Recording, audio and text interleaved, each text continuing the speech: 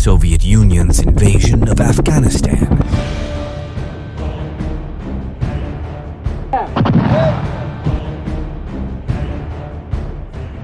The Soviet Union fell years ago, mainly because of the strong Afghan people. However, this part of history is now less interesting to read about. In a one-sided war, arguments about beliefs determined who gained or lost. Afghanistan succeeded in the battle for Islam, which is different from the long disrespect the country endured from other Islamic nations. Wherever the Soviets entered, they crushed the nations and defeated their ideologies. Here too, the Soviets came on a blue horse of pride.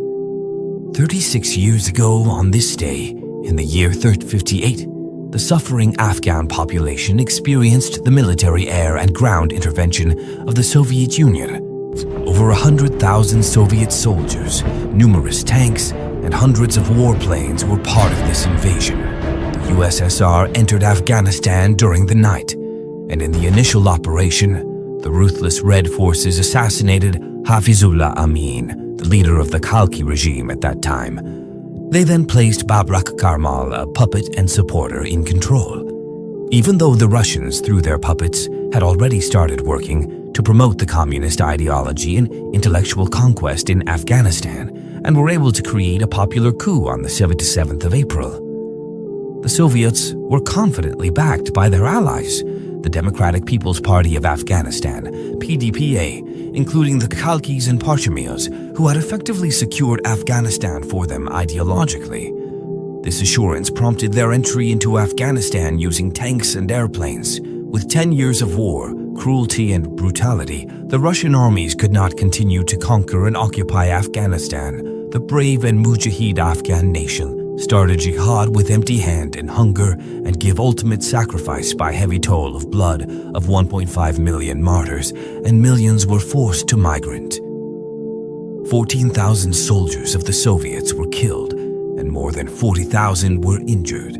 The sacrifices and bravery of the Afghans forced the Soviet forces to leave Afghanistan after 10 years of war. On the 26th of Dawa month of 1367, the last Soviet soldier left Afghanistan's Soviet Union was broken and fragmented, and the Afghans saved the world from the Soviet threat. The causes of many tragedies in Afghanistan are the communists, termed the most brutal group. For over 3 decades, they've caused suffering, bloodshed, oppression, fostering distrust among Afghans.